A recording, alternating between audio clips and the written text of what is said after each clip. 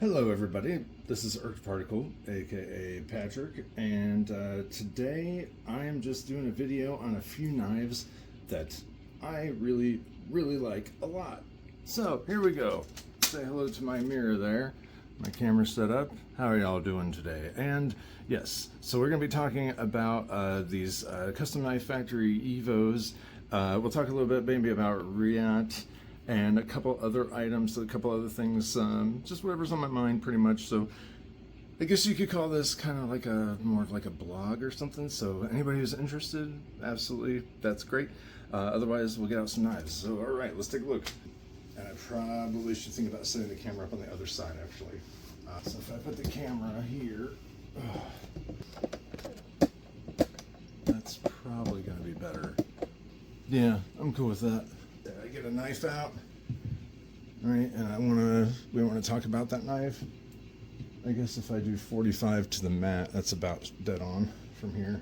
I don't know, because we also have, you know, we can make it taller too. I almost forget sometimes that you can run this up higher. Just makes it perfect to see the screen.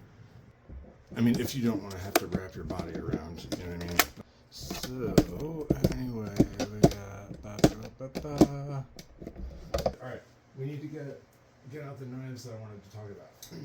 We're going to talk about some knives. There's a couple different ones I want to talk about, but some of the ones that I really want to talk about first are the Custom Knife Factory Evo series knives. Just in the last couple weeks, I have bought 3. Here, we've got 2 Evo 4.0s here, and then Evo 2.0. I'll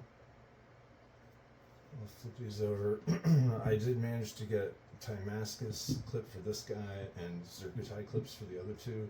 This came with one. It was so sharp when I got it. I guess we'll start there. So I got this Evo 2.0. Came with an aftermarket clip that was really well done, but the edges were so sharp and it was so long that it was digging right into my hand. I mean, awfully so, like to the point where it was too sharp, it's sticking out too far. Absolutely would hurt your hand if you even just hold it, let alone use it. There was no chamfer edges or any of that stuff. It was crazy. Chamfering the edges, shortening it up so it was more along the lengths of what you'd expect because it was much longer. This is Zircuti. This here on this Evo, this is the hand rub satin Evo with the Damascus collar. This is a CKF brand Zircuti clip I got from NC Blade for this other 4.0 on the bottom. So 4.0s are sandwiching the 2.0 here, and then this one had some issues. So I did all that. I polished it, polished it up, and then I just bought a matte torch recently. So torch and gloves and a fire brick. So I wanted to do the heat ano on this, and I did. And I have pictures of it. Maybe I can show in here, but. It was dark here, and then I kind of overcooked it near the tips, so it kind of like faded to like a light green. In hindsight, I actually really like that. I kind of wish I'd kept it.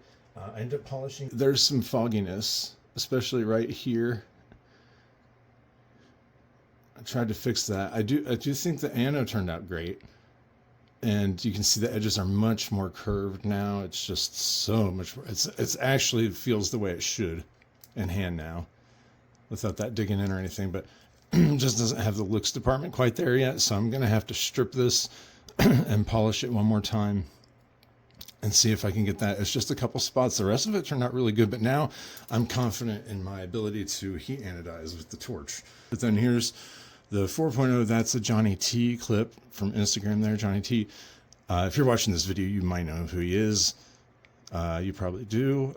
Anyway, that's one of his monochromatic. I think I actually did have this. I had the full DLC I did the video on, and I had this clip on the full DLC. I'll put a picture up. I had this clip on the full DLC with the lighter screws, the spares from the plain Jane on there, and it looked phenomenal. I did end up selling the full DLC though, because I really wanted more than even that one.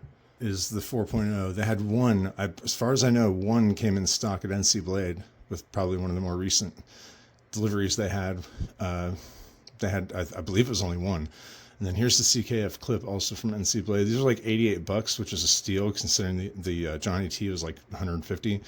They're both phenomenal though. Really, really, really nice. The chamfering naturally is done exactly the same as the factory clip. Just this one is circuit tie. The hand rub satin. What number do I have? Yeah, 304. The hand rub satin on the blade, and just the barked look on this particular one. I love the black blade with the black handle on the full DLC, and I love the machine satin on like the natural barked tie on this. I love both of those, but like when you mix them together, where you got the darker and then the lighter blade, especially hand rubbed, and with the collar being what it is. I don't think I actually wiped that off. But yeah, the collar, you know, this is the more expensive one. I think this one was like $730. The full DLC was like $720, and the other one is like $650, the plain Jane.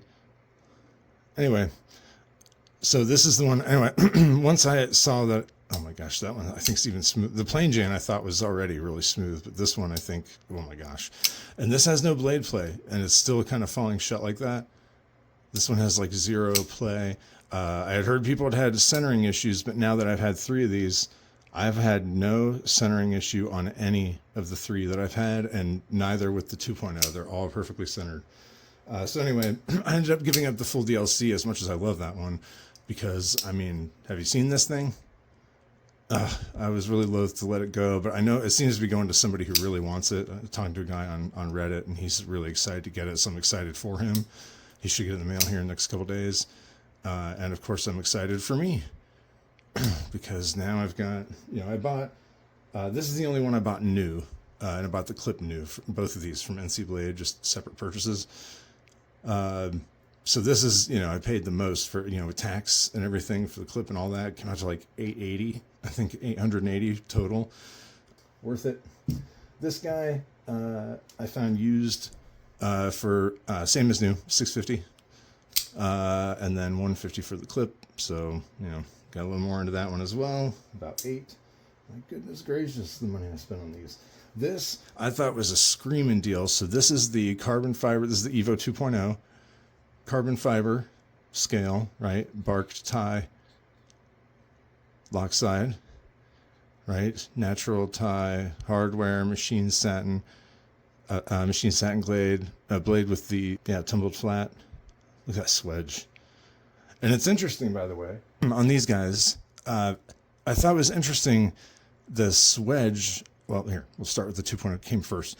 The swedge is like thin and long, and it comes out all the way to right there before transitioning to the drop. It's so exact. It's so well done on both sides. But then you look at the 4.0, and they did it differently, and I think it's really cool. So the swedge is much, much wider, and it kind of swoops over the whole thing. So imagine this being cut out and kind of overtaking a little bit more of the flat right at the end. And I think they both look great. One thing I find interesting is maybe a little bit of an illusion, optical illusion, because the way these swoop out so much, if you look at the blade thickness, you'd think, oh my gosh, the blade thickness is so much thicker on this guy. Well, this guy is about 178 to 180 thousandths. So I always get 178 when I measure it, so I'll call it 178. Well, when I measure this guy, if you look, you'll see it given away. They're the same, they're identical. If you look at the blade stock, if you start here, you can see, yeah, they are the same. And in fact, it's even the same thickness much of the way out here, because the swedge is deceiving. If you measure from flat to flat down here, it's about the same. So anyway, I find that interesting. And the difference in size between the 2.0 and the 4.0, remember the 3.0, they went bigger. So 1.0 was huge, 2.0 was a little smaller, 3.0 they went back to big, 4.0 they went small. So it was big, smaller, big, smallest, you know, for the 1, 2, 3, and 4. So anyway, for these guys, you know, I had read online that these were very close in size. There's only about a ½ inch total difference, which is about, you know, 1/4 inch in the handle and 1/4 inch in the blade, something like that. And, you know, in your mind, it makes sense. And when you hold it in hand, though, it's weird because, I don't know, the whole thing is only, this is 8 inches overall. This is like 7.5 overall, but this feels so much bigger. Look, I'm by the way, I'm 6'4", 250 pounds. Until recently, I was like 290, 300. But yeah, I'm a big guy with pretty big hands. I wouldn't say I have enormous, like a crazy above average hands, but definitely a true XL glove. I can fit into an L, but I feel a little on this more snug side, so I prefer XL gloves. But yeah, anyway, generally, decent size hands, I'd say. And I still have plenty of room on the 2.0 choked up. Even back here on the 2.0, my pinky finger covers the entire thing. It doesn't feel any less of a good grip, really. It's just more comfortable up here. So that's the 2.0, 8 inches. And then here's the 4.0, which is weirdly, it's a half an inch shorter, but same thing. My pinky goes all the way over the end. And then if I back up, now of course I have less to hold on to back here, but if you compare my kind of backed up grip on the 2.0, it wasn't that much different. Here, backed up grip on the 2.0. Here, we'll do the backed up grip on the 4.0. Here, I'm holding them in the kind of backed up grip on both, and yet somehow, how is that possible? I have like the same amount, basically, maybe a tiny bit more here. But anyway, so that all that is to say is that the 4.0, I think, feels a lot smaller than the 2.0 than it really is. It feels like it's smaller than the 2.0 by a wider margin than the Truth. I think the Truth is really much, much closer. But for me, at least, for some reason, the 4.0 feels like a bigger jump or a bigger drop off in size than it really is. So I find that really interesting. I love how slicey this knife is. By the way, of the 4 I've owned and 3 I currently have, this is the only one that I've actually put an edge on. The others are all factory. I ain't afraid of no sharpening. Been watching a lot of Pete's videos lately on freehand sharpening. I have yet to really sink my teeth into freehand sharpening. I have done some on occasion, like I've done some repairs. Like if I make a mistake on one of my tips, like with the wicked edge, then I'll freehand it to fix it up. But like at the very tip, like I would kind of grind at more of an angle than the rest of the blade. So it wasn't like there was like a burr or anything, but it was just like the very tip of the blade, the entire length of the blade coming down, down, and at the very tip it would go whoop, just a little bit more of an angle right at the tip, just because the way I was doing it. So I try to get a lot more consistent. A lot of that has to do with the whole like raising the blade as you reach the end of the stroke to get the belly. Something like this, you'd have to kind of do it gradually all the way through. But if you've got a knife like here, the By Design Mini Tempest, something like this with a good belly, then you got to, Jared Neve talks about this a lot, where you have to, as you're sharpening, maintain your angle, maintain it. And then for a long time, I didn't really understand about lifting the elbow thing. I was like, well, isn't that changing your angle? Well, no, it's not. If you're sharpening on a stone, right, and you're holding this angle, I always used to think if you lift your elbow, you're changing the angle. Well, you're changing the angle relative to this axis, but you're not changing it on this axis. So, and that's where, like, for a long time, this is just a tangent, but for a long time, I didn't really understand that. I need some straight. I didn't get that, say this is your stone, right? And you're sharpening. And I just didn't realize that, like, changing the angle this way doesn't matter as much. As long as you maintain this angle here, doesn't matter as much. And that's how, if you just keep that same angle there, that's how you get your belly. So you keep this consistent and only go, if we call this like the x-axis, only move it on the y-axis. So anyway, it took me a long time to get that. And the same principle on the wicked edge, except it's just pointing up on the wicked edge. And then at the end, you're having to kind of go, and that's one of the reasons why it's so important to clamp the blade at the right angle, because on the wicked edge, since it's a fixed system, if you're going to do that little lift at the end, the equivalent of that on the wicked edge is turning the stone. When you're going like this, the equivalent is turning the stone. It's like a twisting motion like this. If the blade's up like that, it would be the equivalent of a twisting motion. So when you reach the end, like on the wicked edge, and maybe I'll do a video about this later, because I see a lot of videos on the systems where the knife lays flat in front of you, you sharpen one side, and then you flip it like the KME and the Work Sharp Precision Adjust, stuff like that. But the wicked edge is a different animal because the blade sticks up and you can do alternating strokes, and I just don't see a lot of videos about it. I absolutely adore my wicked edge. It's like, I think one of the coolest and most informative purchases I've ever made. Like, I've learned so much just from buying that one tool about sharpening everything. And I have certain things about the wicked edge that not a lot of people or that I don't really hear people talk about, that I feel like are absolutely integral to using it correctly. Even on the Wicked Edge site, I think maybe they mentioned a little bit here and there, but I feel like it needs to be emphasized more. So I do want to do a Wicked Edge sharpening video at some point. Anyway, so huge tangent. Anyway, basically I had an issue. All of that is to say that I had an issue where I wasn't realizing that I needed to curve a little bit at the end to get that equivalent lift, you know. So like turning the stone this way is the same as lifting your elbow that way on the wicked edge. So you had to turn a little bit at the end, not a lot, just a little bit. And I was kind of missing that, or actually I think I was overshooting and turning too much. And at the end, you'd end up with like this weird, you know, like wider angle at the very tip of the knife. So anyway, that's a really long way of saying that I've done a little bit of freehand just to fix those types of issues. I mentioned that this really is going to be a more free form type video, just talking about whatever. So if you got this on in the background or something, you do something else, you know, whatever. Yeah, so this 4.0 here, I was just thinking, this thing is so smooth. I keep thinking the pivot's loose. Is the pivot loose on this? I put a tiny bit of blue Loctite in it like 2 days ago. It's not. I turned it. I mean, I barely even turned it. Here, I'll go. Here, a couple more times. So probably. Yeah, I mean, I tightened it a very tiny little bit. Now it's more of like a shake, not even shake, just kind of like almost vibrate it and it shuts. It's actually falling.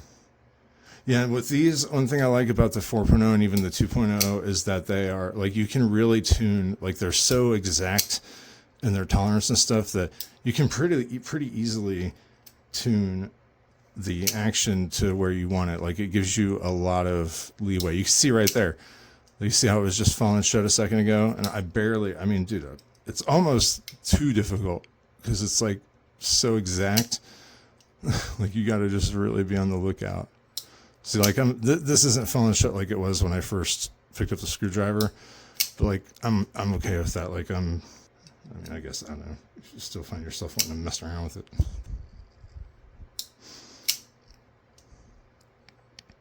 That's wild. Anyway, so I use Gunny Glide and Gunny Slide on every knife I have, every knife I own, every budget, every price range, except for this Evo 4.0. Even the plain Jane over there has Gunny Glide and Gunny Slide. This is wearing KPL and KPL Heavy on the detent, just regular KPL on the bearing races, and the KPL Heavy on the detent track. Yeah, that's still, it's not drop and shut exactly like it was earlier, but I'm still very happy with it. It feels great. Yeah, it'll probably loosen up ever so slightly. Whether it drops or not, it feels awesome. That's closer. Anyway, I love that you have like that kind of nuance where you can just like choose how you want it to behave when it falls. Anyway, KPL and KPL Heavy on this one. I can't say honestly that I'm any more or less impressed with KPL than I am with Gunny Glide or Gunny Slide. I feel like they both do a really great job. All right, so some other stuff. I did want to actually talk about, I want to mention the Varga, the VBR Mk. This is the 3 1/4 inch. This knife was talked about some when it came out. This came out like end of February, I think it was. And this did get some discussion a little bit here and there, and I saw people were putting videos up about it, but I feel like it's kind of fallen by the wayside. Like, I feel like I saw a couple things about it, but I didn't see as much attention given to this as I thought it, even close to what it deserves. So this is the Mark IV. He basically had a medium version, like a 3.5 inch, a couple years ago. Mark did. And VBR, in case you don't know, VBR is Varga by Riot. So when you say Varga VBR, you're saying it's the Varga by Riot. Anyway, but I mean, the action on this is among the best of all the knives I have, even the stuff that costs twice as much, nearly 3 times as much. Looking at you guys, it's and this was like $360 when they were new. This has got the blue dark matter fat carbon scales on each side. It did not come with the anodized blue collars. I anodized those. They just come straight like satin silver, like everything else. So I think they did that on purpose so that people would have the choice whether they want to anodize it. I think it looks, obviously, I think it looks great. I think I did that 26 volts, etched it first with multi-etch, but I think the colors match great on the ano. I think it worked out very, very well with the way the colors, I feel like the camera actually shows the blue better in the scales than I can see myself anyway. Anyway, the color match worked out great. I really love it. I thought about actually doing the backspacer, but maybe another time. That is titanium, I think. Anyway, this is one that I sharpened using the Wicked Edge. This is another example of one with a big belly. And you can see where the bevel widens out ever so slightly right here at the biggest part of the belly. See, it's a little thinner here, a little wider there. I'm totally cool with that. Same thing. It's consistent though, thinner here and then widening out to about the same. This is not a true mirror. I think it's 1,000 or 1,500 grit finish and stropped in, I think, 4 stages. I think it was leather, 5 micron, 3.5 micron, 1 micron, and a 1/2 micron diamond paste on leather. Anyway, this knife has that crazy, like, I don't know, a lot of knives, nice knives do, but this one, I don't know, you really feel the parallel lines on this guy. Here's what I'm talking about. Here's a good example. When you look at this and you see how perfectly lined up that is, it makes you think of like Sebenza, like to the 10,000th of an inch or whatever. You just get the feeling that everything is perfectly parallel in here. The bearings, like I said, a lot of other really nice knives have that, but the way that there goes the AC, air conditioning just came on. The way this knife, how smooth it is moving, again, this has got gunny glide and gunny slide. If you have to feel it in hand to feel it. This is, I think, some of the smoothest motion I've ever experienced, period. And it's funny because the other knives are super smooth too. Like even, stuff like this, the CKF, of course these are smooth. Something like the Roosevelt, super, super smooth. These kind of have the same thing, but I don't know what it is specifically about the Varga. I don't know if it's like because like these are like so kind of thick up here, or like maybe it's because it all curves together when it's closed, or maybe it's the weight of the blade. I don't know what it is, but something about this knife feels like it's got like this special smooth sauce, like some other knives have. Like, it's not fall shut, but everybody talks about that controlled drop shut. That's exactly what this is. Anyway, I don't know. It's such a fantastic. This thing just feels like a rock. Like it feels like this like one solid piece. Like nothing moves that shouldn't move on it. So like, I don't know, for being a 3 1/4 inch blade on a relatively small, because I mean, yeah, I can get all 4 fingers on it, choke back, but I don't know, something about this knife, it's like, it's a unit. I don't know. It's a unit. It's like a little tank. Like it's just very robust. It's thicker than a lot of other knives. It's got like a good like rounded out feeling that feels nice in the hand.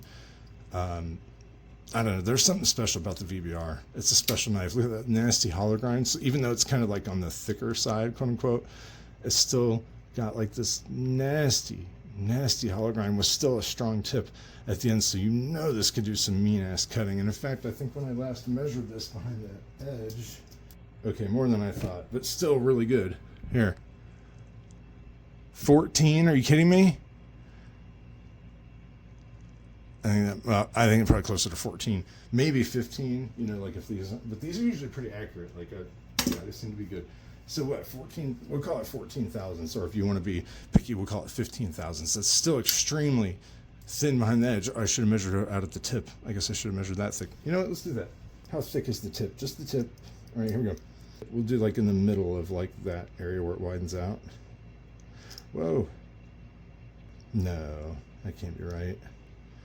34th. What? No. 34 thousandths? 28,000. I think that's right. It just went to 27. It's 27 or 28 thousandths right here. That's bananas. That's like twice as thick out of the tip. Like, I realized that it thickened up and like got more robust out there, but I didn't realize it was like twice the thickness. But I guess if you look at how much it drops here compared to, actually, you know what? That feels about right. So anyway, this has got a strong tip. Dude, even though this looks pretty, like this is a freaking tank, man. Like, I guarantee you this knife could put up with pretty much anything you throw at it, especially for a folder. Easy to underestimate this knife, I think. And not only that, it's so comfortable. It's beautifully made by Riot. I have to gush about it, man. Like I said, I've seen a couple videos on it, just like kind of overviews, and I've seen people gush over the 3.5 version when it came out. Jim Skelton's video, he went on and on about how amazing it is. Well, here I am, here to tell you, you know, I'm sure, right? You value my opinion as much as you value Jim Skelton's, right? Of course not. But this, it's special, man. The 3 3/4 inch version, I feel like would have to be absolutely bananas. That guy must fall shut like every time. Having the blade that much longer and still be beefy, you know, beefy, overall beef, even though it gets real thin here. The VBR is special. This is a special one. When this came out at the end of February, and I was immediately like, oh my God, this is so good. What was the other knife? There's something else that came out at the end of February this year that blew me away.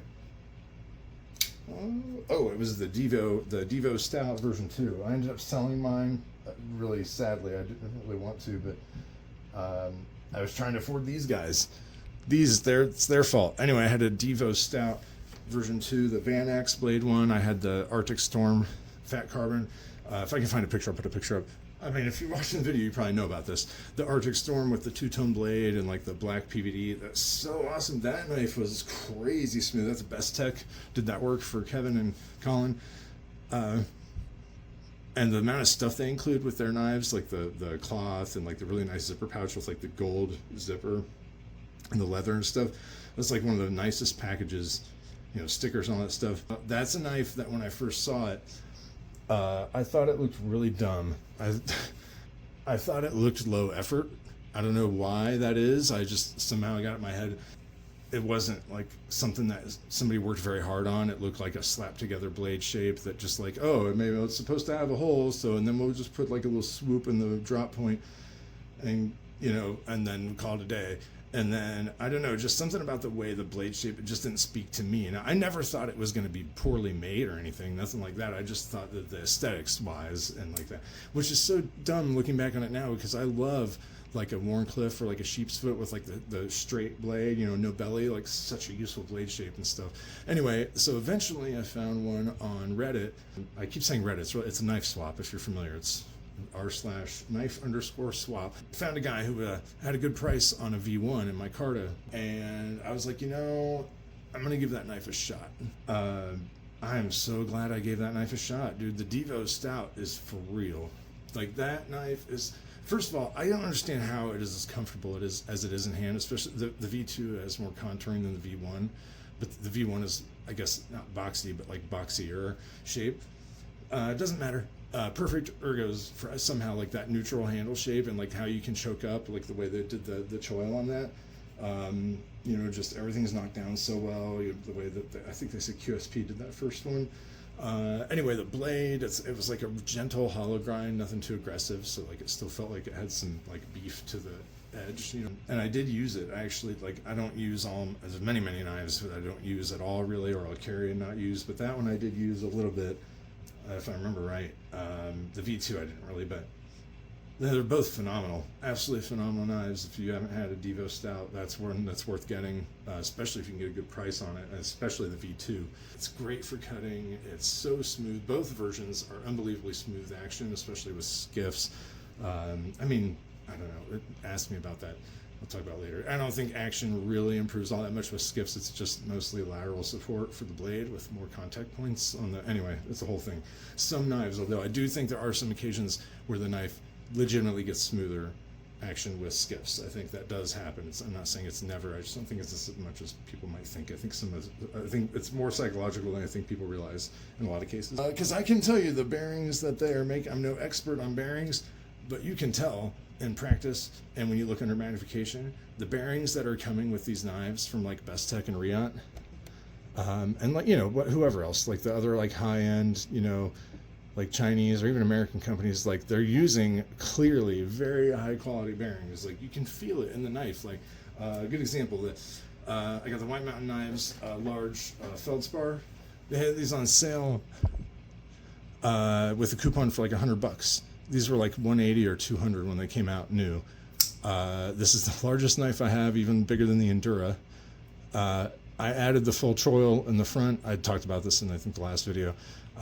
Sacrificed a 16th inch of blade to get a full forward choil. 100% worth it in my book. This is an example of a knife that has amazing bearings out of the box. I have spare skiffs that I could put in this right now. And in fact, I did put skiffs in it a while back. I ended up taking them out for something else. I have not put the skiffs back in here because the action is so damn good with no blade play, no blade play whatsoever. The action, especially on a thin blade, it's like it's a big knife, but it's a thin blade, so it doesn't have a ton of weight behind it. But the stock bearings, I think, are Delrin. I think it's like that white Delrin, I think, cage. I believe that's what it is. They're unbelievably smooth. They're so good. Like, this does not need skiffs. Unless, I guess, if the bearings that are in here, say, like, maybe there's each, like, 9 in each cage, whereas, like, the skiffs have 11, then you get that lateral support, this 4 extra points, 2 on each side of lateral support added. Then in that regard, yes. But in terms of being smooth, you're going to sit here and tell me that this is, like, disappointing action? Get out of here. It's absolutely amazing action. Their bearings that they use are high quality. End of story. Okay, and now let's talk about how I spend hundreds of dollars on skiffs. I'll be the first to admit, yeah, I buy skiffs. In fact, this does not even come close to the number of skiffs that I've bought in the past, but I showed this also in my last video, but clearly I don't practice what I preach if I'm saying that it doesn't make that much of a difference. But this does give me an opportunity, though, to show, okay, that one's an exception because that actually is CKF, I think, right? Or no. No, that is, yeah, those are original CKF, but they're a lot like skiffs. But everything else is like those little cups. Yeah, here, we're going on bearing tangent. But you know what I mean. These got like the little, I turn them all the other way, but they all have like these little cups on the other side.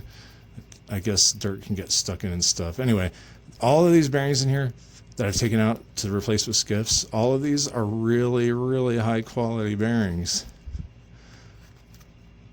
Like, there's really technically not that great of a reason to be taking these out. And yet here I am. I mean, I get, like, you know what I mean, like functionally it's not really going to change the way the knife works and all that. Okay, let's go spend ridiculous amounts of money on them. You know, the prices, they do add up. It's like $12-13 a set, you know, shipping. If you only buy one set, it's like $17.50 or something in a lot of cases, so it can get expensive, especially if you decide to sell a knife and you just keep the skiffs with it. I find that generally people don't seem to care that the skiffs are added. They just generally want to pay the fair used price for the knife. So sometimes I'll keep the skiffs. I think most of the time I'll end up selling the knife with the skiffs just for the next person's, you know, got it, and then I'll give them the original bearings too. So anyway, yeah, so I totally have bought into this skiff deal as much as I say those bearings are excellent, the factory ones, and here I am using skiffs. So, all right, another big tangent. So, I mean, I guess this video mostly so far has been about, aside from the CKF, the Evolution 2.0 and 4.0s. I really did want to mention the Varga because of how amazing the VBR is. I mean, there's other amazing knives, don't get me wrong. Probably should do a video on the Varga on its own, because I really do think it is that good. All these other knives out for size comparisons, and I didn't end up really getting anything out. Here's my Rosie. Here, I'll show you all my Rosie. It's number 1174, custom hardware, circuit tie clip. I had a golf putter, Silver Surfer.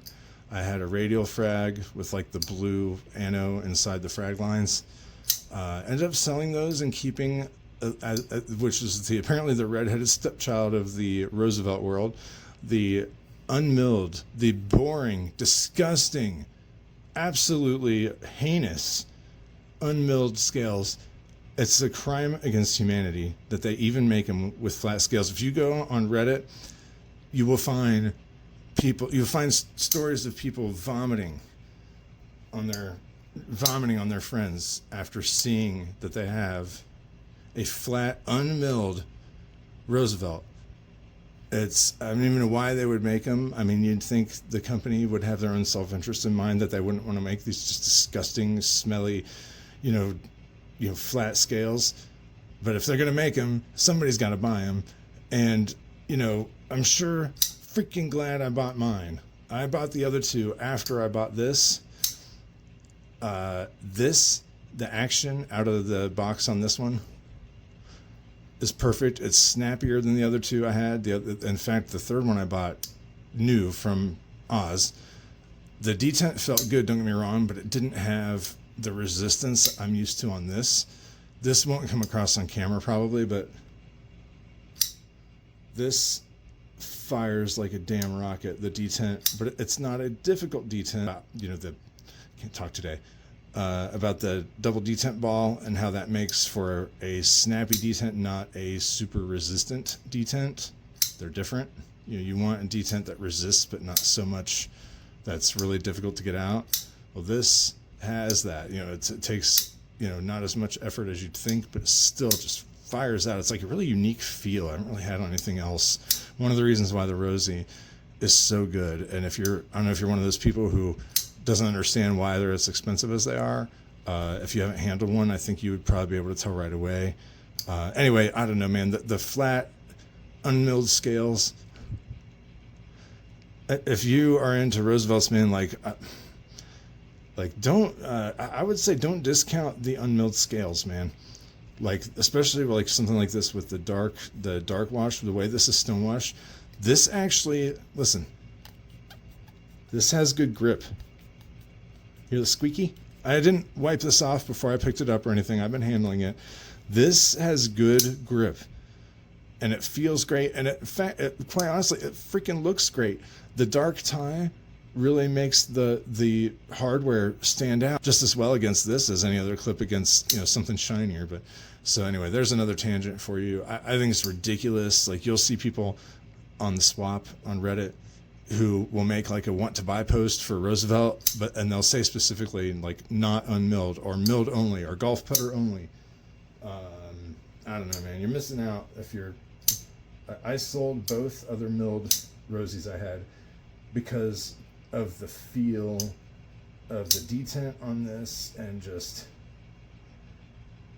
I don't know, there's something special about this one. I don't know what it is. It's the way it feels, the way the action is. The others were smooth. I feel like this is definitely smoother though than those two. Not that those were bad, don't get me wrong, by any standard, any normal standard, they, absolutely were worth every penny. I wasn't disappointed with either of them. But of the three, all amazing, this one is the most amazing, and it happens to be the absolutely disgusting, ugly, unmilled titanium.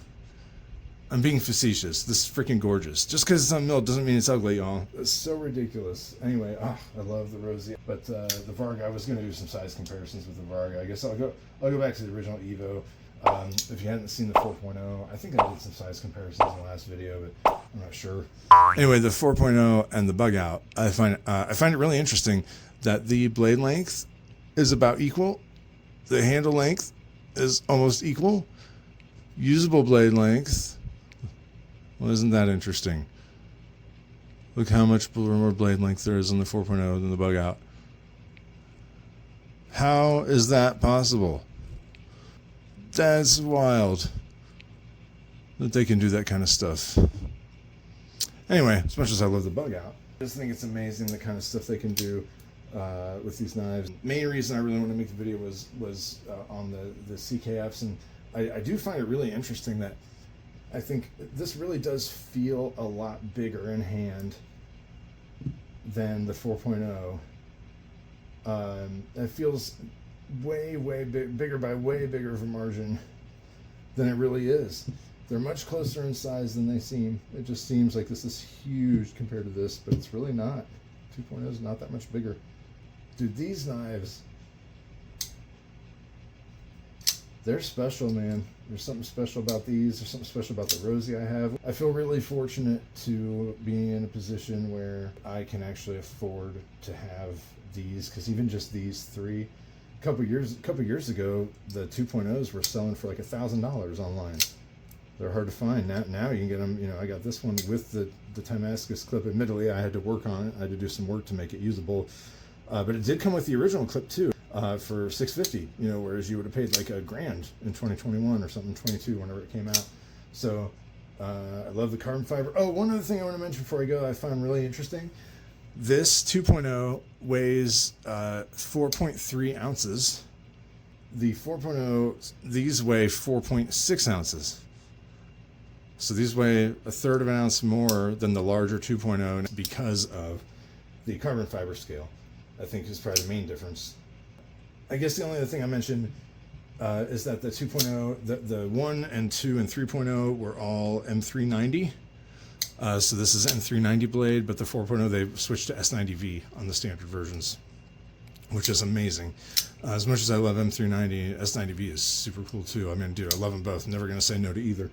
They're both great. I think I have like 21 knives in M390 right now. It's like more M390 than anything else. Not by design. It just happens that, you know, I love Riot and they make most of their stuff in M390. Plus I got a couple Kaisers and, you know, Spyderco and, you know, this and that and the other. So, okay, so I guess I'm going to end it here. I mean, if you've stuck around for nearly an hour, just literally just listening to me just yap and just talk about, just rambling, I don't know why you wouldn't have anything better to do with your time, but that is apparently what you've done. So I got to say thanks. Let's take a look at these cool clips one more time here. Well, the soon-to-be cooler clip on the 2.0 needs work. It's foggy. A couple spots. I'll fix it. Basically, I'm on vacation this week, and I just wanted to get something I thought was interesting out. So I don't even know what I'll title this video.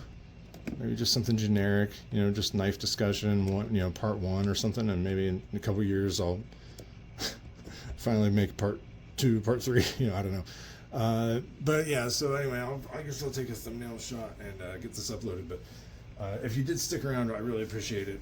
Just listening to me talk about just my opinions after being in the knife world for oh, by the way, oh my gosh, first of all, my parents' wedding anniversary is in 3 days. So 54 years, that's amazing. And my knife hobby anniversary of like really being like seriously into knives is tomorrow. It's May 21st. So my 4-year anniversary of being kind of like a serious knife guy is tomorrow. I didn't even realize that. It's so funny. My date would be May 21st, 2020. So right when COVID was really kind of getting into high gear is when I started getting into knives. Interesting that it's been that long now. Wow. So, all right. Okay, so I really am going to end it now. So I hope you have a great rest of your day, rest of your week, whenever it is for you. Happy holidays, Merry Christmas, if that's the time of year. Happy Halloween, if that's the time of year. It's actually my favorite holiday, so although nobody treats it like one. Anyway, so all right, y'all have a fantastic one. Thank you for watching. See you next time.